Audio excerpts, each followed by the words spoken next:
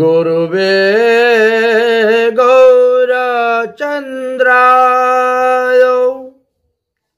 রাধিকায় তদালয়ে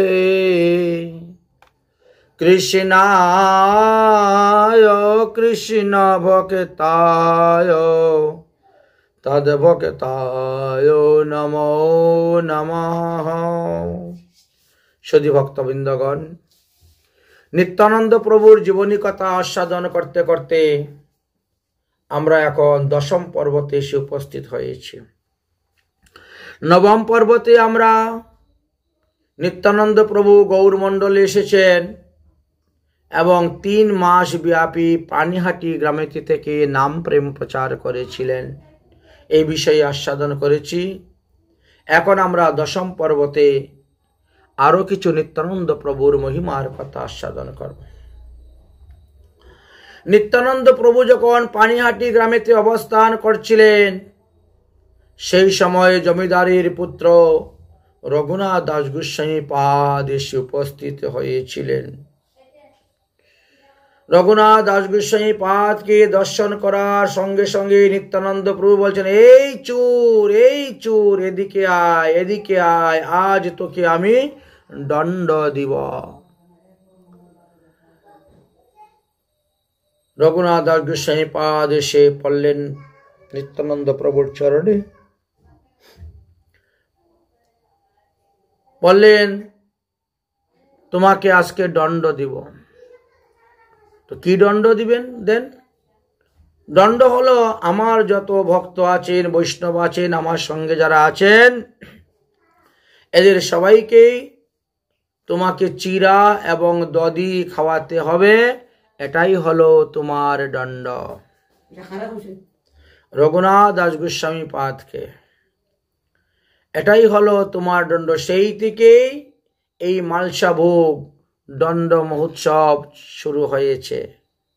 তার আগে চিরাদদির ভোগ, মালসা ভোগটুক হতো না, দিতেন না কেউ। রঘুনাথ দাস গোস্বামী পাদ অতি আনন্দিত, সন্তুষ্ট। তিনি তো জমিদারের ছেলে, যার বাবার আয় প্রতি বৎসরে 20 লক্ষ টাকা ছিল। আজ থেকে 500 বছর আগের কথা, 550 বছর আগে, তখন 1 টাকা দিলে 8 মণ চাউল কিনা যায়। আর সেই সময়ে যার এত টাকা আয়, সরকারকে দেখাইতেন তিনি 12 লক্ষ টাকা আয়, বাকি 8 লক্ষ টাকা তিনি শুধু দান করতেন বৎসরে। সাধুগুরু বৈষ্ণবের সেবাতে 8 লক্ষ টাকা দান করতেন। নবদ্বীপের এমন কোনো ব্রাহ্মণ বৈষ্ণব ভক্ত ছিল না যে উনি দান করেন নাই, তিনি আর দান গ্রহণ করেন নাই। যাই হোক, সেই রঘুনাথ দাস গোস্বামী পাদ আসলেন। এখন প্রশ্ন হলো, তিনাকে চোর বলে কেন সম্বোধন করে ডাকলেন? কারণ তুমি কৃষ্ণ প্রেম চুরি করতেছ। তুমি চুরি করে কৃষ্ণ প্রেম, আমার সম্পদ হলেন সেই কৃষ্ণ, আর তাকে তুমি তোমার ভক্তির দ্বারা আমার কাছ থেকে চুরি করে নিয়ে যাচ্ছ। এই জন্য চোর সম্বোধন করেছিলেন। যাই হোক, রঘুনাথ দাস গোস্বামী পাদ চতুর্দিকে লোক পাঠালেন। দই চিরা আনন্দের ব্যবস্থা শুরু হলো, কীর্তন শুরু হয়ে গেল। পশারীগণ আসলেন, সবাই এসে দোকান করতে শুরু করলেন। লক্ষ লক্ষ ভক্তগণ সমাবেশ হইলেন। সেইখানে যে দধি চিরার ভোগ হয়েছিল, সেই ভোগ গ্রহণ করার জন্য সাক্ষাৎ মহাপ্রভু এসে উপস্থিত হয়েছিলেন, প্রকট হয়েছিলেন। একমাত্র নিত্যানন্দ প্রভুই সেটা দেখতে পেয়েছিলেন, আর কেউ দেখতে পান নাই। এই হলো দণ্ড মহোৎসব। সেই দণ্ড মহোৎসবে করলে কি হয়? বিপুল ভক্তি লাভ হইয়া থাকে। ভগবানকে চিরাদধি অর্পণ করলে কৃষ্ণ ভক্তি লাভ হয়। তাই পানিহাটিতে তখন গৌরীয় বৈষ্ণবগণের অতি প্রিয় স্থান হয়ে উঠল। তাই পানিহাটি হইতে নিত্যানন্দ প্রভু খড়দাহে গমন করেছিলেন। সেখানে পুরন্দর পণ্ডিতের দেবালয়ে গিয়ে তিনি অবস্থান করলেন। চৈতন্য ভাগবতের অন্তলীলাতে বর্ণন করা আছে। খড়দাহ গ্রামে আসি নিত্যানন্দ রায়, যত নিত্য করিলেন কখনো না যায়। পুরন্দর পণ্ডিত মহাশয় কৃষ্ণ প্রেমে বিভোর ছিলেন। আর এবার নিত্যানন্দ প্রভুকে পেয়ে তো আরো কৃষ্ণ প্রেমে ভেসে গেলেন। পূর্বে থেকেই তো কৃষ্ণ প্রেমে উন্মত্ত ছিলেন, আর নিত্যানন্দ প্রভুকে পেয়ে নিত্যানন্দ প্রভুর থেকে আরো অলৌকিক শক্তি তিনি প্রাপ্ত হয়েছিলেন। তাই কৃষ্ণ প্রেমে ভাসতে ভাসতে তিনি তিনাকে সঙ্গে রাখলেন। শ্রীকৃষ্ণের কৃপাতে তিনার কোনো আপদ বিপদ হতো না। তিনি 2-4 দিন জলের ভিতরে নিমজ্জিত হয়ে থেকে হরিভজন করতে পারতেন, এমনই সিদ্ধি লাভ করেছিলেন। নিত্যানন্দ প্রভুর কৃপায় খড়দাহে হরিনাম প্রচার হলো। খড়দাহবাসীগণ হরিনামে বিকরিত হয়ে উঠলেন।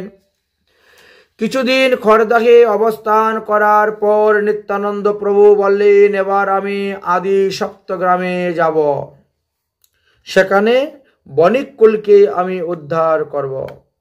সপ্তগ্রামের সপ্ত ঋষিরা স্নান করেছিলেন।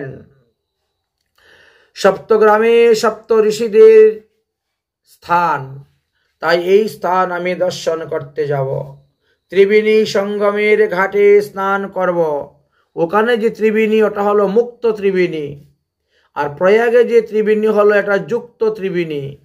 অর্থাৎ প্রয়াগে এসে গঙ্গা যমুনা সরস্বতী যুক্ত হয়েছেন, আর সপ্তগ্রামে গিয়ে ত্রিবেণী মুক্ত হয়ে 3 দিকে আবার 3 ধারা চলে গিয়েছেন।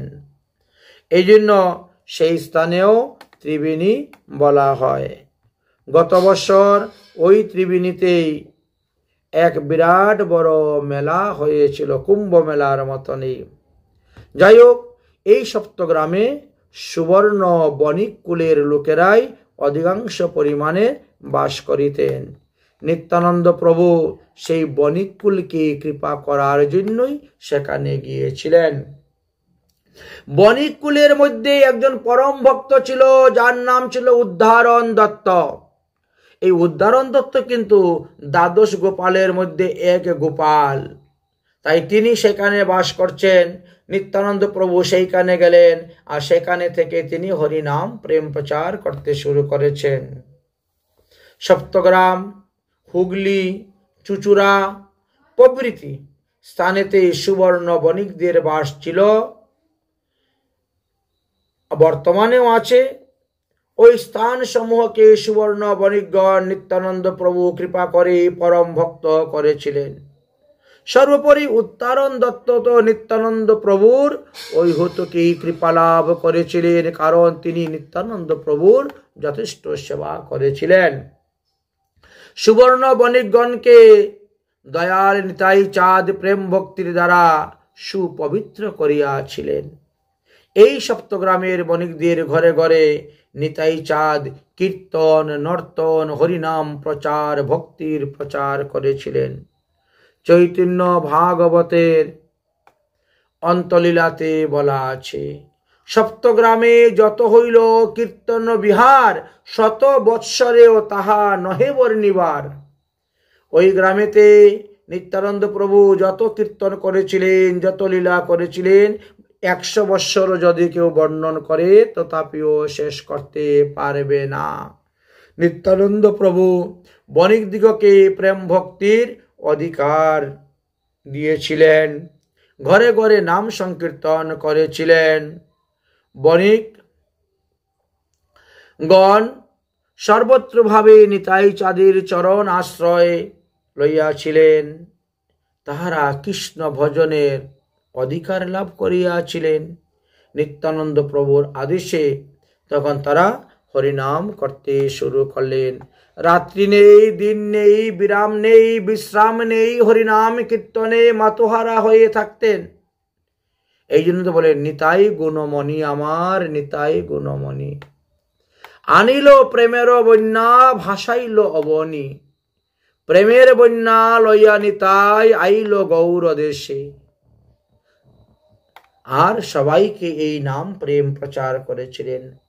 তাই নিত্যানন্দ প্রভু সপ্তগ্রামে বণিককুলকে উদ্ধার করিয়া তারপরে তিনি পুনরায় আবার শান্তিপুরে গিয়ে উপস্থিত হইলেন। প্রেম ভক্তি সুধারসের আনন্দ সিন্ধুতে শান্তিপুর পরিপূর্ণ হইল। অদ্বৈত প্রভু নানা প্রকারে শ্রী নিত্যানন্দ প্রভুর স্তব স্তুতি করলেন। নিত্যানন্দ প্রভু প্রেম দৃষ্টিতে শান্তিপুর আনন্দ রসে প্রকৃত ডুবুডুবু হয়ে আগের থেকে ছিল, এবার আরো প্রেম রস পেয়ে গেল। তাই এখনো গেলে পরে দেখবেন সেই শান্তিপুরে নিতাই পাড়া নামে একটি পাড়াই আছে, এখনো সেই আনন্দ রস প্রবাহিত হইতেছে। শ্রীধাম নবদ্বীপকে যেমন প্রেম রসে ভাসিয়ে দিয়েছিলেন, নিত্যানন্দ প্রভু গেলেন গিয়ে আবার শান্তিপুরকেও ভাসিয়ে দিয়েছেন। নিত্যানন্দ প্রভু তারপর সেখান থেকে সচিমাতার সঙ্গে দেখা করার জন্য নবদ্বীপে গিয়ে উপস্থিত হলেন। সচিমাতাকে দণ্ডবত প্রণাম করলেন, সচিমাতার কুশল জিজ্ঞাসা করলেন। সচিমাতাও মহাপ্রভুর কুশল জিজ্ঞাসা করলেন। মহাপ্রভুর সমস্ত বার্তা সচিমাতাকে জানাইলেন যে তিনি এখন দক্ষিণ ভারত ভ্রমণ করতে গিয়েছেন, তিনার বড় ভাই বিশ্বরূপকে খোঁজার জন্য। উদ্দেশ্য হলো দক্ষিণ ভারতে আছেন বড় ভাই বিশ্বরূপ, অতএব বিশ্বরূপকে আমি খুঁজে বের করব। দক্ষিণ ভারতের কোন তীর্থে, কোন মন্দিরে, কোন আশ্রমে তিনি অবস্থান করতেছেন, আর দক্ষিণ ভারতটাও ভ্রমণ করা হয়ে যাবে। সচিমাতা সেই সংবাদ পেয়ে খুব আনন্দিত হইলেন এবং নিত্যানন্দকে বলিলেন, বাছা নিতাই, তুমি কিছুদিন নবদ্বীপে থাকো, তোমাকে দেখলে পরে আমার পুত্র সুখ নিবারণ হয়। আমার দুই পুত্র সন্ন্যাস গ্রহণ করে চলে গিয়েছে, অতএব তুমি তো কিছুদিন থাকো। সচিমায়ের আজ্ঞা অনুসারে নিত্যানন্দ প্রভু নবদ্বীপে বেশ কিছুদিন বাস করিলেন। প্রভু এক এক দিবস এক এক বেশ পরিধান করিয়া নবদ্বীপের অলিগলি ঘুরে বেড়াতেন, নাম সংকীর্তন করিতেন, হরিনাম প্রচার করিতেন। কি ভোজনে, কি শয়নে, কিবা পর্যটনে ক্ষণে কণা যায় ব্যর্থ হরি নাম সংকীর্তন বিনে। প্রসাদ খেতে বসলেও হরিনাম, ভ্রমণ করতে গেলেও হরিনাম, শয়ন করতে গেলেও হরিনাম, সর্বদাই হরিনাম, হরিনাম আর হরিনাম। আর অঙ্গেতে বিভিন্ন প্রকার স্বর্ণ অলঙ্কার তিনি ধারণ করেছিলেন। আমাদের মহাজনগণ বলছেন এই অলঙ্কার ধারণ করার পিছনে একটু কারণ ছিল। কারণ কোনো এক সময়ে মহাপ্রভু নিত্যানন্দ প্রভুকে বলছিলেন, তুমি এবার বিবাহ করে সংসারী হও। তো সংসার সুখ লাভ করতে গেলে সংসারী মানুষ যেভাবে চলে সেইভাবেই তো চলতে হবে। এই জন্য নিত্যানন্দ প্রভু প্রেমাবেশে এবার তিনি মল্লবেশ পরিধান করেছিলেন, অর্থাৎ চরণে রূপার নূপুর পরেছেন, দেহের মধ্যে শুক্লবর্ণের একখানা ধুতি পরেছেন, কখনো শুক্লবর্ণ, কখনো পীতবর্ণ, হলুদ বর্ণ, কখনো নীল বর্ণ। আচ্ছা, অঙ্গেতে গুচরণ, চন্দন, গোলাপ জল, মুক্তার মালা, স্বর্ণের পাট্টা, হাতের আঙ্গুলি আংটি স্বর্ণের, অঙ্গুলিতে স্বর্ণ মুদ্রিকা, একটা নয় দুটা নয়, দুই হাতের 10 আঙ্গুলে 10টা স্বর্ণের আঙ্গুলি পরেছেন, আংটি স্বর্ণ মুদ্রিকা পরেছেন, আর লৌহ দণ্ড ধারণ করেছেন, আর মুখে মধুর কৃষ্ণ নামের ধ্বনি করতে করতে প্রেমাবেশে নগরে নগরে নাচিয়া বেড়াচ্ছেন, ভ্রমণ করতেছেন। এমন সময়ে নবদ্বীপের এক ব্রাহ্মণ পুত্র, সে ছিল দস্যু, ডাকাতি করত, চুরি করত। আর সে শুধু দস্যুই নয়, সে ছিল সমস্ত চোর ডাকাত দস্যুদের সেনাপতি। তার নজরে পড়ে গেল নিত্যানন্দ প্রভুর অঙ্গের আবরণ, অলঙ্কার, ভূষণ। নিত্যানন্দ প্রভুর শ্রী অঙ্গে সর্বস্বর্ণময় অলঙ্কার দর্শন করিয়া এই অলঙ্কার হরণ করার জন্য সে মন স্থির করল। কিভাবে কোন ফাঁকে চুরি করা যায়। এই জন্য সেই চিন্তাতে তিনি আছেন। নিত্যানন্দ প্রভু বুঝতে পারেছেন যে এদের মন আমার অলংকার চুরি করবে। আচ্ছা ঠিক আছে। নিত্যানন্দ প্রভু হরিনাম প্রেম কীর্তন করতে করতে করতে করতে হিরণ্য পণ্ডিতের গৃহেতে গিয়ে উপস্থিত হয়েছেন। চোরের সেনাপতি তিনি তো চতুর্দিকে লোক রাখিয়ে দিয়েছেন যে কোথায় থাকেন, কিভাবে চুরি করা যাবে। তখন চোর এসে সেনাপতিকে বললেন যে আজকে তিনি হিরণ্য পণ্ডিতের গৃহেতে আছেন, নিত্য কীর্তন সারাদিন ধরে চলতেছে, রাত্রিবেলা যখন তারা ঘুমিয়ে পড়বে আর সেই ফাঁকে আমরা গিয়ে সব অলংকার চুরি করে নিয়ে আসব। রাত্রিবেলা অস্ত্রশস্ত্র নিয়ে সেই দস্যুগণ গিয়ে তারা জঙ্গলের মধ্যে লুকিয়ে রয়েছে। নিত্যানন্দ প্রভু যখন ঘুমাবেন আর তখনই তারা গিয়ে হানা দিবে, সমস্ত কিছু লুট করে নিয়ে আসবে। দস্যুগণ যুক্তি করে গভীর রাত্রে অস্ত্রশস্ত্র নিয়ে হিরণ্য পণ্ডিতের বাড়িতে গিয়ে তারা জঙ্গলের মধ্যে লুকিয়ে আছেন। একজন অনুচরকে পাঠালেন, যা তো বাড়ির ভিতরে গিয়ে দেখতো এখন সবাই ঘুমিয়ে পড়েছে কিনা, এবং নিত্যানন্দ কি একা ঘুমিয়েছে না তার সঙ্গে অন্য কোনো লোক আছে, কোথায় ঘুমিয়েছে, কোন ঘরে ঘুমিয়েছে সেটা একটু দেখে আসো। অনুচর ধীরে ধীরে বাড়ির ভিতরে প্রবেশ করলো। প্রবেশ করে দেখলো যে নিত্যানন্দ প্রভু ভোজন করতেছেন। ভক্তগণ চতুর্দিকে বসে আছেন, হই হই রই রই হচ্ছে, সবাই এখনো জেগে আছে। অনুচর চলে আসলেন, এসে সেনাপতিকে জানাইলেন। চর আসি কহিলেন, দস্যুগণ স্থানে ভাত খায় অবধূত জাগে সর্বজনে। এখনো তারা ঘুমায় নেই।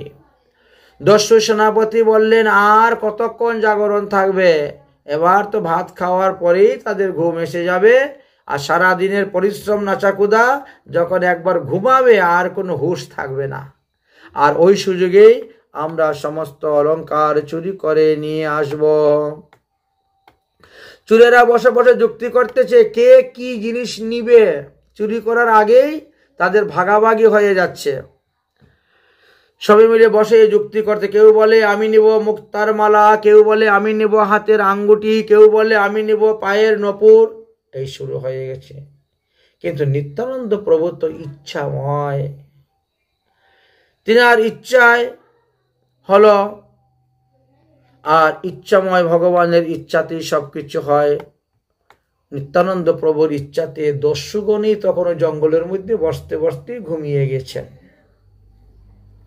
রাত্রি প্রভাত হইল, এবার কাক ডাকতে শুরু করলো। কাকের ডাক শুনে দস্যুদের ঘুম ভাঙলো, সর্বনাশ হয়েছে, চুরি করতে আসলাম আমরা ঘুমিয়ে পড়লাম, এবার কি করা যায়, লোকজন উঠে যাবে, অস্ত্রশস্ত্র কি করা যায়, বলে জঙ্গলের মধ্যে লুকিয়ে রেখে এবার প্রত্যেকে নিজ নিজ ঘরে চলো, আগামী কল্য আমরা আবার আসে হানা দিব, চুরি করব।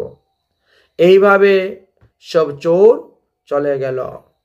নিত্যানন্দ প্রভু ঘটনাটা তো সবই জানেন, কিন্তু কারু কাছে তিনি প্রকাশ করলেন না, কথাটা তিনি অতি গোপন রেখে দিলেন। পরের দিনও তিনি ওই বাড়িতে রইলেন, হরি নাম প্রেম প্রচার করলেন, এইবার একটু আগে বাগে ঘুমিয়ে পড়লেন। সমস্ত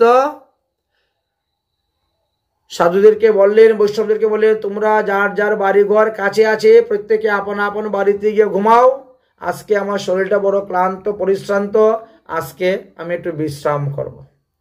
তাই সন্ধ্যা পরেই নিত্যানন্দ প্রভু ঘুমিয়ে পড়েছেন। দস্যুর আবার অনুচর আছে, চরে গিয়ে বলছে এরা তো আজকে সন্ধ্যার পরেই ঘুমিয়ে পড়েছে। তখন দস্যু সেনাপতি বলছে, বাহ, তাহলে তো ভালোই হয়েছে রে, আজকে চুরিটা ভালোই হবে, লোকজনও যখন বেশি নেই, এক কাজ করো, আজকে চণ্ডী পূজাটা ভালো করে করো।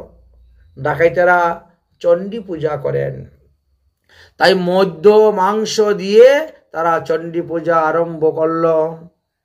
ধুমধাম উৎসব করে চণ্ডী মায়ের পূজা করে চণ্ডী মায়ের কাছ থেকে আশীর্বাদ নিয়ে তারা যাচ্ছে নিত্যানন্দ প্রভুর অলঙ্কার চুরি করার জন্য। গভীর রাত্রেতে অস্ত্র নিয়ে ধীরে ধীরে নিত্যানন্দ প্রভুর যেই ঘরেতে ঘুমান সেই ঘরে গিয়ে তারা উপস্থিত হয়েছেন। উপস্থিত হয়ে দেখে নীল বস্ত্র পরিধান করে নিত্যানন্দ প্রভু শুয়ে আছেন। বড় বড় বীর সৈন্য নানা প্রকার ভয়ঙ্কর অস্ত্র নিয়ে তিনাকে পাহারা দিচ্ছে। আরে এইখানে এত বড় বড় বীর অস্ত্রধারী সৈন্য কোথার থেকে আসলো? দস্যুরা তখন ভয় পেয়ে গেলেন, কারণ আমাদের চাইতেও এদের কাছে আরো দিব্য দিব্য অস্ত্র, আমাদের চাইতেও আরো বলবান শক্তিশালী এরা। এই প্রহরীগণ কোথার থেকে আসলো নিত্যানন্দকে পাহারা দিচ্ছে? বীর সৈন্য দর্শন করে তখন তারা ভয় পেয়ে গেলেন। দেখলো যে এত বড় বড় প্রকাণ্ড শরীর যে নিত্যানন্দ প্রভুকে যে পাহারা দিচ্ছে, ওই একজনই 100 জন দস্যুকে বধ করতে পারবে। এই দৃশ্য দর্শন করে দস্যুগণ সেখান থেকে চলে গেল, যে চুরি করা তো যাবে না। যাই হোক, তৃতীয় দিন আবার তাদের মনে ইচ্ছা হলো আজকে গিয়ে দেখব। আজকে নিত্যানন্দ অন্য বাড়িতে শয়ন করবেন, ওখানে হয়তো পাহারাদার থাকবে না। তাই তৃতীয় দিবসে গাঢ় অন্ধকার রাত্রি সময়ে দস্যুগণ হিরণ্য পণ্ডিতের বাড়ির দিকে রওনা হলেন এবং প্রবেশ করলেন। গাঢ় অন্ধকার প্রবেশ করার পর এখন তারা আর রাস্তা খুঁজে পাচ্ছেন না। যেদিকে যান সেদিকে রাস্তা বন্ধ, যেদিকে যায় সেদিকে রাস্তা বন্ধ। এত অন্ধকার হয়েছে, হাত দেখলে হাত দেখা যায় না। আর রাস্তা হাঁটতে গিয়ে এক এক করে গর্তের মধ্যে পড়ে গেছেন। এমন একটা গর্ত ছিল, সেই গর্তের মধ্যে সমস্ত কাটাকুটা ফেলা হতো। কাচের বোতল টোতল ভেঙে গেলে ওখানে ফেলা হতো। বিভিন্ন যে সমস্ত কাটা জাতীয় গাছ আছে ওইগুলা তারা আনলে পরে ওই এর সমস্ত কাটা এর মধ্যে ফেলতেন। কণ্টকপূর্ণ কাটাতে পতিত হয়ে গেল। আর যেখানে হাত দিতে যায় সেখানেই কাটা ফুটে যায়, যেখানে পা দিতে যায় সেখানেই কাটা ফুটে যায়। গর্ত থেকে উঠে পালিয়ে যেতে পারছেন না। এমন সময় নিত্যানন্দ প্রভুর ইচ্ছাতে ইন্দ্রদেব আরম্ভ করলেন মুষলধারে ঝড় বৃষ্টি। মুষলধারে ঝড় বৃষ্টি আরম্ভ হলো। তখন দস্যুগণের আর দুর্দশার অবস্থা সীমা রইল না। সেই ঝড় বৃষ্টিতে তাদের শরীরে জ্বর এসে গেল, শরীর কাঁপতে শুরু হলো। দস্যুগণের হাত হইতে সমস্ত অস্ত্র পড়ে গেল। দস্যুগণ সেই গর্ত থেকে উঠতেও পারতেছে না, সেই সমস্ত শক্তি তাদের শরীরে রইল না। দস্যু সেনাপতি তখন বুঝতে পারলেন যে নিত্যানন্দ প্রভুর অলঙ্কার চুরি করতে এসে আমাদের অপরাধ হয়েছে, তাই নিত্যানন্দ প্রভুই আমাদেরকে এরকম শাস্তি দিচ্ছেন। অবধূতের গয়না চুরি করার লোপের অপরাধের শাস্তি তো আমরা ভালোই পাচ্ছি, অতএব এবার তাহার নাম জপ করে তাহার চরণে শরণাপন্ন না হইলে আমাদের আর উদ্ধারের উপায় নাই। এই জন্য দস্যুগণ সেই কণ্টকপূর্ণ গর্তের মধ্যে থেকেই নিত্যানন্দ প্রভুর স্তুতি করিতে শুরু করলেন। রক্ষ রক্ষ নিত্যানন্দ, শ্রীবাল গোপাল, রক্ষা করো প্রভু তুমি সর্বজীব পাল। অতএব হে নিত্যানন্দ প্রভু, তুমি আমাদেরকে রক্ষা করো, তুমি আমাদেরকে রক্ষা করো বলে স্তুতি করতে শুরু করলেন। অন্তর্যামী নিত্যানন্দ প্রভু তখন দস্যুদের প্রতি কৃপা দৃষ্টি করলেন। তখন সকল দস্যুগণ আবার পুনরায় যেন চক্ষুদান ফিরে পেল, তারা সবকিছু এখন দেখতে পেল। তখন তারা সেই গর্ত থেকে উঠল, উঠে সবাই নিজের বাড়িতে দৌড়ে পলায়ন করল। তারপরে বাড়িতে গিয়ে স্নান টান করে শুদ্ধ বস্ত্র পরিধান করে পরদিন এই দস্যুর সেনাপতি সমস্ত দস্যুদেরকে নিয়ে এসে নিত্যানন্দ প্রভুর চরণে পরে ক্ষমা ভিক্ষা চাইতে লাগিল। নিত্যানন্দ প্রভুর চরণ ধরিয়া স্তুতি করিতে লাগিল, আমরা আর কোনোদিন চুরি করব না, দস্যুগিরি করব না, ডাকাতি করব না, অতএব এইবারের মতন আমাদেরকে ক্ষমা করে দাও। শুন দ্বিজ যতে ক পাতে ক কইলে তুই। নিত্যানন্দ প্রভু তখন বললেন, হে দ্বিজপুত্র, তুমি ব্রাহ্মণ হইয়া চুরি ডাকাতি করতেছ, এটা তো তোমার পেশা নয়, এটা তো তোমার ধর্ম নয়। তুমি যদি ধর্ম রক্ষা না করো তাহলে তোমাকে তো রক্ষা করতে ধর্ম আসবে না। বিপদে পড়ে যদি ভগবানকে ডাকো, ভগবান তোমাকে রক্ষা করতে আসবে না, ধর্ম তোমাকে রক্ষা করতে আসবে না।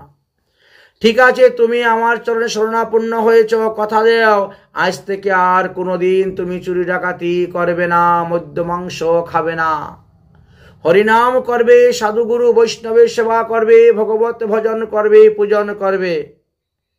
তখন সেই ব্রাহ্মণ সন্তান তখন স্বীকার করে নিলেন, অবনত মস্তকে নিত্যানন্দ প্রভুর আদেশকে স্বীকার করে নিলেন।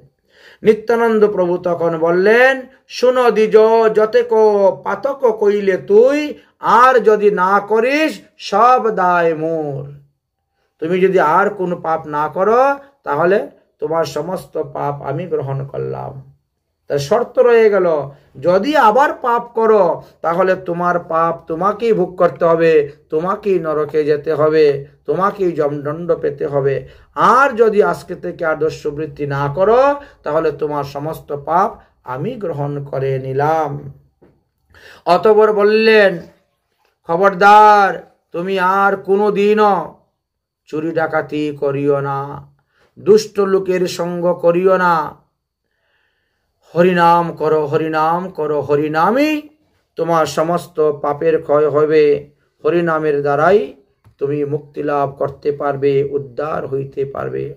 এইভাবে নিত্যানন্দ প্রভু চোর দস্যুদেরকেও তিনি কৃপা করিয়াছিলেন। পরহিংসা, ডাকাচুরি, সব অনাচার ছাড়ো গিয়া, ইহা তুমি না করিও আর। ধর্মপথে গিয়া তুমি লহ হরি নাম, তবে তুমি অন্যরেও করিবে পরিত্রাণ। তুমি নিজে উদ্ধার হইবে এবং অন্যকে উদ্ধার করতে পারবে। অতএব পরহিংসা, চুরি ডাকাতি এইগুলাকে অনাচার বলা হয়। খবরদার, এই অনাচার আর করিও না। নিত্যানন্দ প্রভুর আদেশে, নিত্যানন্দ প্রভুর কৃপায়, নিত্যানন্দ প্রভুর প্রসাদে দস্যুগণ শেষে পরম বৈষ্ণব হয়ে গেলেন। তারা প্রতিদিন গঙ্গা স্নান করতেন, প্রতিদিন 3 লক্ষ হরিনাম গ্রহণ করতেন। এই ছিল নিত্যানন্দ প্রভুর মহিমা। নিতাই গৌর নাম আনন্দেরই ধাম। নিত্যানন্দ প্রভুর এইভাবে কৃপা পেয়েছেন। যাই হোক, নিত্যানন্দ প্রভুর সঙ্গে একবার শ্রীপাদ জীব গোস্বামী পাদের সাক্ষাৎ হয়েছিল। ভক্তি রত্নাকর গ্রন্থেতে তাহা আলোচনা করা আছে। জীব গোস্বামী দেহত্যাগ করে জীব গোস্বামী পাদ গৃহত্যাগ করে যখন শ্রীধাম বৃন্দাবনের উদ্দেশ্যে গমন রওনা হয়েছিলেন, নবদ্বীপে এসে নিত্যানন্দ প্রভুর সঙ্গে তিনি সাক্ষাৎ করেছিলেন। সেখানে তিনার সাক্ষাৎ হয়েছিল। নিত্যানন্দ প্রভু জীব গোস্বামী পাদের সঙ্গে নিয়ে এই ষোলকোশ নবদ্বীপের 9টি দ্বীপ তিনি পরিক্রমা করেছিলেন, ভ্রমণ করেছিলেন। মহাপ্রভু কোন কোন স্থানে কি কি লীলা করেছেন, কারণ মহাপ্রভু তখন তো সন্ন্যাস গ্রহণ করে তিনি লীলা চলে আছেন। এই জন্য নিত্যানন্দ প্রভু 9টি দ্বীপ ভ্রমণ করে কোথায় কোথায় কি কি লীলা হয়েছে, কোন কোন স্থানের কি কি মহিমা, সমস্ত কিছু জীব গোস্বামী পাদকে দেখিয়ে দিলেন, শিখিয়ে দিলেন, বুঝিয়ে দিলেন। 9টি দ্বীপ পরিক্রমা করেছিলেন। শেষে মধুসূদন বিদ্যা বাচস্পতির নিকটে শাস্ত্র অধ্যয়ন করার জন্য জীব গোস্বামী পাদকে আদেশ দিলেন, তুমি কিছুদিন নবদ্বীপে অবস্থান করো আর মধুসূদন বিদ্যা বাচস্পতির নিকট থেকে তুমি শাস্ত্র অধ্যয়ন করে শাস্ত্র জ্ঞান লাভ করো। নিত্যানন্দ প্রভুর আদেশ অনুসারে জীব গোস্বামী পাদ মধুসূদন বিদ্যা বাচস্পতির নিকটে গিয়ে উপস্থিত হয়েছিলেন এবং তিনি বিদ্যা শিক্ষা লাভ করেছেন। এদিকে নিত্যানন্দ প্রভু বললেন, মহাপ্রভু তীর্থ ভ্রমণ করে নীলাচলে চলে এসেছেন, অতএব আমিও সদল বলে ভক্তদেরকে নিয়ে নীলাচলে যাব মহাপ্রভুকে দর্শন করার জন্য। সেই সময়ে নিত্যানন্দ প্রভু বহু লোক সঙ্গে করে নিয়ে তিনি গিয়েছিলেন নীলাচলে। কিন্তু নীলাচলে যাওয়ার পূর্বে কিছু লোক নিত্যানন্দ প্রভুর বিরুদ্ধে মহাপ্রভুর নিকটে অভিযোগ দিতে শুরু করলেন। মহাপ্রভু যখন দক্ষিণ ভারত ভ্রমণ করে নীলাচলে গিয়ে উপস্থিত হয়েছেন, তো নিত্যানন্দ প্রভু যাওয়ার আগেই নবদ্বীপ থেকে কিছু লোক চলে গেল আর নিত্যানন্দ প্রভুর দুর্নাম বদনাম মহাপ্রভুর নিকটে করতে শুরু করলেন। কি বললেন? প্রথমেই বলছেন, তোমার প্রিয় নিত্যানন্দ মল্লবেশ ধারণ করে ঘুরে বেড়ায়, সে অঙ্গের মধ্যে বিভিন্ন ভেষ বিন্যাস করে, সে হাতের মধ্যে 10 আঙ্গুলের মধ্যে 10টা সোনার আংটি পরে, গলার মধ্যে সোনার চেইন, মুক্তার মালা, পরিধানের বস্ত্র, আহার বিহার, গমন ভোজন সবই যেন তাদের কাছে খালি দুঃসবহ দুঃসবহ দুঃসবহ। সমস্ত কিছু মহাপ্রভুর কাছে বর্ণন করছেন। মহাপ্রভু শুনে বললেন, তোমরা যার চরিত্রকে দর্শন করে দেখে তোমরা দোষ বর্ণন করতেছ, এই সবগুলাই তার গুণের আকার, একটাও দোষের আকার নয়। তোমাদের চক্ষু শুদ্ধ নয়, ইন্দ্রিয় শুদ্ধ নয়, মন শুদ্ধ নয়, তাই তোমরা তা নিত্যানন্দ প্রভুর গুণটাকেও তোমরা দোষ রূপে দেখতেছ। অলঙ্কার মাল্য ভূষিত কলেবর কর্পুল তাম্বুল শোভে সুরঙ্গ অদর দেখে নিত্যানন্দ প্রভু ভোগ বিলাস, কেহ সুখ পায় কেহ না জন্মে বিশ্বাস। এ আবার কেমন অবধূত, এ আবার কেমন সন্ন্যাসী, এ আবার কেমন সাধু? কর্পুল দিয়ে পান খাচ্ছে, তাম্বুল খাচ্ছে, সুরঙ্গ অধর, এইভাবে বলতে শুরু করেছেন। মহাপ্রভুর কাছে একজন দুজন নয়, বেশ কয়েকজনই গিয়ে বলেছেন নিত্যানন্দ প্রভু সম্পর্কে। মহাপ্রভু সবার কথাই শুনেন আর হাসেন, শুনেন আর হাসেন। বলছেন, ঠিক আছে বাবা, তুমি যাহা বলতেছ সবই ঠিক আছে, কিন্তু এই সবই নিত্যানন্দর জন্য গুণের আকার, দোষের আকার কিছুই নয়। হ্যাঁ, তিনি সাধু, তিনি সন্ন্যাসী, তিনি অবধূত, তো তিনি হাতের মধ্যে সোনার আংটি কেন পরবে? তিনি সন্ন্যাসী, তিনি অবধূত, তিনি পান তাম্বুল কেন খাবে? এইভাবে শুরু হয়েছে। একদিন তো এক ভদ্রলোক, গুণীমান্য ব্যক্তি, সেও নিত্যানন্দ প্রভুর চরিত্র কথা গিয়ে বলতে শুরু করেছে। আমাদের তো সন্দেহ হয়, এই নিত্যানন্দ মনে হয় সন্ন্যাস গ্রহণ নেয় নাই মন্ত্র, এই নিত্যানন্দ মনে হয় অবধূত ভেষে নেয় নাই, এমনি অবধূতের কাপড় পরে সন্ন্যাসীদের মতো কাপড় পরে ঘুরে বেড়াচ্ছে, কারণ তার আচরণ দেখে আমাদেরকে এইভাবেই মনে হয়। সন্ন্যাস আশ্রম তার বলে সর্বজন, কর্পুল তাম্বুল সে করে ভোজন অনুক্ষণ। আমরা তো শাস্ত্র পড়েছি, শাস্ত্রে লেখা আছে সন্ন্যাসীর তাম্বুল ভোজন করতে নাই, অথচ ইনি তাম্বুল ভোজন করেন। ধাতু দ্রব্য পরিদেহ নাহিক সন্ন্যাসীর, সর্বশাস্ত্রে বলা আছে কোনো ধাতু দ্রব্য সন্ন্যাসীরা গ্রহণ করিবে না। আর তারপরেও তোমার এই অবধূতের সোনা রূপা মুক্তা সব দিয়ে তার শরীরটাকে পরিপূর্ণ কলেবর সাজানো, দণ্ডচারী লৌহ দণ্ড ধরে বা কেনে, আর শূদ্রের আশ্রমে বা ভোজন করে কেনে। ইনি বাঁশের দণ্ড ছাড়ি দিয়ে, পলাশ গাছের দণ্ড ছাড়ি দিয়ে, বেল গাছের দণ্ড ছাড়ি দিয়ে, ত্রিদণ্ড সন্ন্যাসের তো 3 দণ্ড, এই সব কিছু ছাড়ি দিয়ে একটা লোহার দণ্ড হাতে নিয়ে ঘুরে বেড়ায়। আচ্ছা, এই জগতে কি ব্রাহ্মণ বাড়ি কম আছে, গোসাই বাড়ি কম আছে? কিন্তু ব্রাহ্মণের বাড়ি গোসাই বাড়ি যায় না, যায় শূদ্র বাড়ি। শূদ্র বাড়িতে যায়, শূদ্র বাড়িতে থাকে, শূদ্রের হাতে খায়, এর কোনো জাতপাত কিচ্ছু নেই।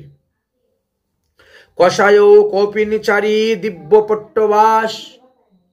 প্রথম প্রথম দেখতাম সে ডুরকপিন পরতো, কিন্তু এখন দেখি আর ডুরকপিনও পরে না, এখন 10 হাত লম্বা ধুতি পরে, কুচা দিয়ে 10 হাত লম্বা ধুতি পরে।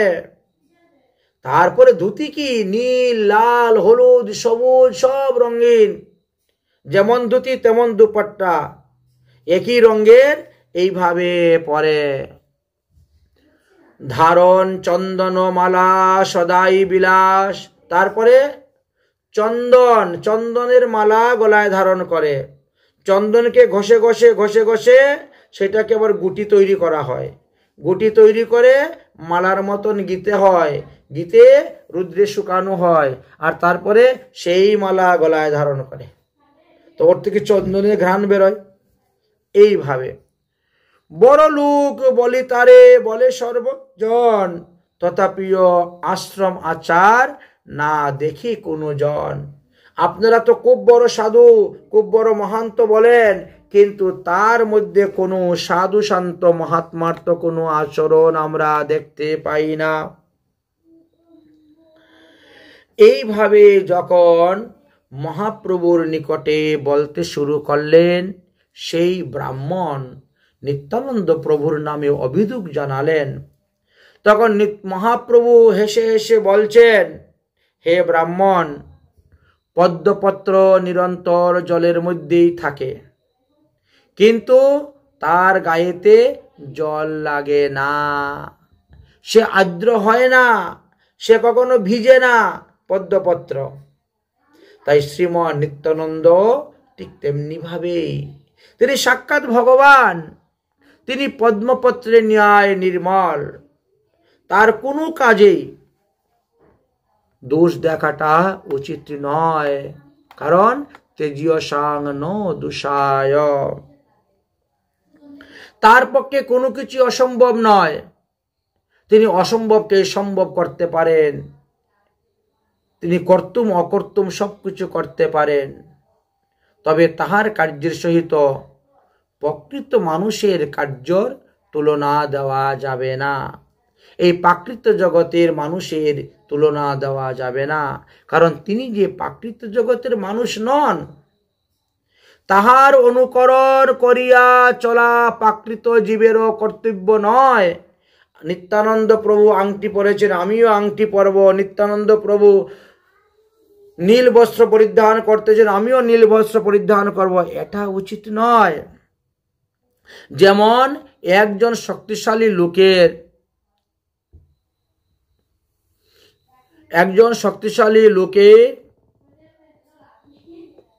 যে কাজ করিতে সমর্থ, একজন দুর্বল লোকের পক্ষে তা সম্ভব নয়, অসমর্থ, তিনি সেই কাজটি করতে পারেন না, অত্যন্ত হীনকর। এইভাবে নিত্যানন্দ প্রভুর কাজেতে দোষ দেওয়া উচিত নয়। এই বলিয়া শ্রীমৎ মহাপ্রভু শ্রীমৎ ভাগবতের রাসলীলা হইতে একটি প্রমাণ বচন শ্লোক তুলে ধরলেন। ভাগবতের 10ম স্কন্ধের 33 অধ্যায়ের 19 নম্বর শ্লোকটা তখন তুলে দিয়ে বললেন, নিত্য সমাচরে জাতো মনুষ্যাপি হি ঈশ্বরঃ বিনস্বাতা চিরারেণৌ দৈম্যং যথা রুদ্রত্ব দ্বিজবিষম। হে ব্রাহ্মণ, সমুদ্র মন্থনে যে হলাহল বিষ উঠেছিল, তাহা যজ্ঞতম যুগেশ্বর শ্রী শ্রী রুদ্রদেবেরই আনয়ন করা হয়েছিল। আর রুদ্রদেব অনাহাসেই সেই বিষ পান করে সকলকে বিপদ থেকে মুক্ত করেছিলেন। আচ্ছা, ওই বিষ যদি রুদ্রদেব ছাড়া অন্য কেউ পান করত, তাহলে তৎক্ষণাৎ সে মারা যেত। হলাহল বিষ কম উঠেছিল নাকি? কত কুইন্টাল কুইন্টাল বিষ উঠেছিল তখন। আরে আমরা তো 1 ফুটা বিষ খেলেই আমাদের প্রাণহানির সম্ভাবনা, কারণ 1 ফুটা বিষকে হজম করার মতো শক্তি আমাদের নাই। আর রুদ্রদেব এত এত বিষকে তিনি হজম করে নিলেন। সুতরাং তেজীয় সাং ন দুষায় ব্রণ্যজতা সর্বভুক্ষ। অগ্নিদেব সমস্ত কিছুকে জ্বালিয়ে পুড়িয়ে ভস্ম করে দেয়, ছাই করে দেয়। তারপরেও দেখো অগ্নিদেব শুদ্ধ, অগ্নিদেব পবিত্র, অগ্নিকে অপবিত্র মানা হয় না। তাই বলছি, জনগণের পক্ষে শুভ অশুভ, বিধি নিষেধ, পাপ পুণ্য যে সমস্ত লেখা আছে, এগুলা নিত্যানন্দ প্রভুর ক্ষেত্রে নয়। কারণ তিনি ঈশ্বর অবতার, তিনি ভগবানের অবতার, অতএব তার দোষ দেখা উচিত নয়। তার দোষ যে দেখবে তারই দোষ হবে। এই উপলক্ষে মহাপ্রভু সেই ব্রাহ্মণকে শ্রীমদ্ ভাগবতের আরো একটি কথা শুনাইলেন। দেবকীর 6 মৃতপুত্রের উপাখ্যান তখন শুনাইলেন।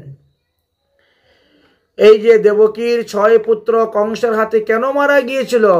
তারা পূর্বজন্মে তারা সাধু নিন্দা করেছিল, সাধুর আচরণ দেখে নিন্দা করেছিল, যার কারণে তাদের এই হয়েছিল। সেই সাধু কোন সাধু? না, স্বয়ং ব্রহ্মা। ব্রহ্মার নিন্দা করেছিলেন। আচ্ছা, ব্রহ্মা কোন স্তরে আছেন আর আমরা কোন স্তরে আছি?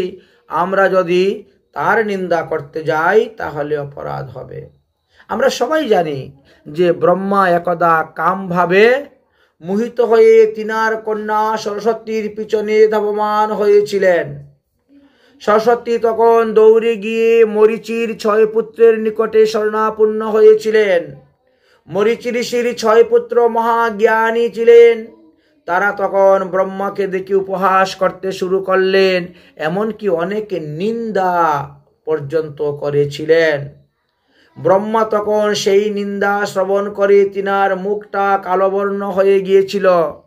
সেই কালোবর্ণের মুখ তিনি ত্যাগ করলেন, যার থেকে কুয়াশার উৎপত্তি হয়েছিল। তাই অন্ধকার ঘাড় কুয়াশা সেখান থেকে উৎপন্ন হয়েছিল। তুমি যে মহৎকে নিন্দা করলে, এতে তোমার পাপ হলো। ঠিক মরীচির 6 পুত্র ব্রহ্মাকে দেখে ব্রহ্মার কর্মতে উপহাস করার কারণে সেই 6 পুত্রর অপরাধ হয়ে গেল। আর অপরাধের কারণে তারা হিরণ্যকশিপুর পত্নীর গর্ভেতে গিয়ে তারা জন্মগ্রহণ করল। ইন্দ্রের বজ্রাঘাতে তাদেরকে বহু কষ্টে সেখানে প্রাণ ত্যাগ করতে হইল। পরে যোগমায়া তাদেরকে দেবকীর গর্ভেতে নিয়ে প্রেরণ করেছিলেন। এই 6 পুত্র আবার দেখো কংসের হাতে মারা গেল। কংস তাদেরকে শিলার মধ্যে, পাথরের মধ্যে ধরে, পায়ের মধ্যে আছাড় মেরে মেরে, আমরা যেভাবে কাপড় ধুই, কাপড় বেশি ময়লা হয়ে গেলে আছাড় দিয়ে দিয়ে, ওইভাবে পাথরের মধ্যে আছাড় মেরে মেরে তাদেরকে মেরেছিল। ইহারা ব্রহ্মাকে উপহাস করেছিল, এই রূপে তাদের কষ্টে প্রাণ ত্যাগ করতে হয়েছিল। অতএব হে ব্রাহ্মণ, তুমি যে নিত্যানন্দের কার্য দেখে বিরোধিতা করতে আসছ, এতে কিন্তু তোমাকেও ঘোর নরক যন্ত্রণা ভোগ করতে হইবে। অতএব দ্বিধা বুদ্ধি ত্যাগ করিয়া যাও, নিত্যানন্দের চরণে গিয়ে পড়ো, তার চরণে ক্ষমা চাও। তিনি যদি তোমারে ক্ষমা করে দেন, তাহলেই তুমি মুক্তি লাভ করতে পারবে এই অপরাধ থেকে। অভ্যচারিতা তু গোবিন্দম তদীয়তনার্চয়ন্তি ইয়াতে নতে বিষ্ণু প্রসাদেশং ভাজনম অভিমান দম্বিকা জনা। যারা দাম্ভিক, যারা পরহিংসক, তাদের পূজা ভগবান গ্রহণ করেন না। যাহারা গোবিন্দের পূজা করিয়া সেই গোবিন্দের ভক্তগণের পূজা করে না, তাহারা দাম্ভিক, কখনই তারা ভগবানের কৃপা পাত্র হইতে পারে না, ভগবানের কৃপা লাভ করতে পারে না। অতএব ব্রাহ্মণ, তুমি তো সুকৃতি ব্রাহ্মণ, তুমি তো হরিভজন করো, অতএব তোমার হরিভজনের ফল যদি লাভ করতে চাও তাহলে যাও নিত্যানন্দের চরণ গিয়ে আশ্রয় গ্রহণ করো, তিনার কৃপাতেই তুমি মুক্তি লাভ করতে পারবে। হে ব্রাহ্মণ, তোমার তো এই সমস্ত শাস্ত্র জ্ঞান যথেষ্ট আছে, কিন্তু লোকসঙ্গের হেতুতে এই শাস্ত্র জ্ঞান তুমি ভুলে গিয়েছ। তাই পতিতের ত্রাণ লাগিয়া নিত্যানন্দের অবতার, যাহা হইতে সর্বজীব হইবে উদ্ধার, তাহার আচরণ বিধি নিষেধের পার, তাহারে জানিতে শক্তি আছে হে কাহার। নিত্যানন্দ প্রভুর আচরণ এগুলো বিধি বিধানের নিষেধের ওই পারে আছে। এইগুলা তো আমাদের মতো সাধারণ মানুষের জন্য এই বিধিবিধান, ঈশ্বরের জন্য তো নয়। যেমন একাদশীতে অন্ন ভোজন করা নিষিদ্ধ তো মানুষের জন্য, তাই বলে তো ভগবানের জন্য নয়। অতএব তাহার আচরণ বিধি নিষেধের ওই পার, এপার নয় ওপারে, ওখানে কোনো চলবে না। তাহারে জানিতে শক্তি আছে কাহার, যারা জানতে পারছে তারা কিন্তু তিনার এগুলাকে কোনো দোষরূপে দেখে না। জানো বুঝিনু নিন্দে তার চরিত্র অগাধ, পাইয়াও বিষ্ণু ভক্তি হবে তার বাদ। যারা নিত্যানন্দ প্রভুর চরিত্রকে দোষ দৃষ্টিতে দেখবে তারা বিষ্ণুকে পেলেও বিষ্ণু ভক্তি থেকে বাদ হয়ে যাবে। হে ব্রাহ্মণ, তুমি ৭০ নবদ্বীপে যাও, আর সকলকে গিয়ে তুমি বুঝাইয়া বলো কেউ যেন নিত্যানন্দের নিন্দা না করেন। যাহারা নিত্যানন্দকে নিন্দা করিবে তাহাদের কিন্তু আর রক্ষা নেই, তাহাদিকে নিশ্চয়ই যমের ঘরে যাইতে হইবে, যমের ঘরে যাইতে হবে, ইহা ছাড়া আর কোনো উপায় নেই। এইভাবে মহাপ্রভু তখন সেই ব্রাহ্মণকে বুঝাইলেন, বুঝাইয়া তাহাকে বিদায় দিলেন। এখানেই আমরা আমাদের ১০ম পর্বর বিষয়বস্তু বিশ্রাম দিলাম। আগামী পর্বতে আমরা আলোচনা করব এদিকে নিত্যানন্দ প্রভু শ্রীক্ষেত্রে গিয়ে মহাপ্রভুর সঙ্গে কিভাবে মিলন করেছিলেন, রথাগ্রেতে কিভাবে নৃত্য করেছিলেন, এবং মহাপ্রভু কিভাবে নিত্যানন্দ প্রভুকে বিবাহ করার জন্য আদেশ দিয়েছিলেন, যে আদেশে নিত্যানন্দ প্রভু অবদেশ বেশ ত্যাগ করিয়া তিনি বসুধা এবং জাহ্নবাকে দুজনকে বিবাহ করেছিলেন, এবং বসুধার গর্ভে নিত্যানন্দ প্রভুর ৮টি সন্তান হয়েছিল। সেই বিষয়ে আগামী পর্বতে আস্বাদন করব। আজকের মতো নিত্যানন্দের চরিত্র সুধা মহিমা কথা এখানেই বিশ্রাম।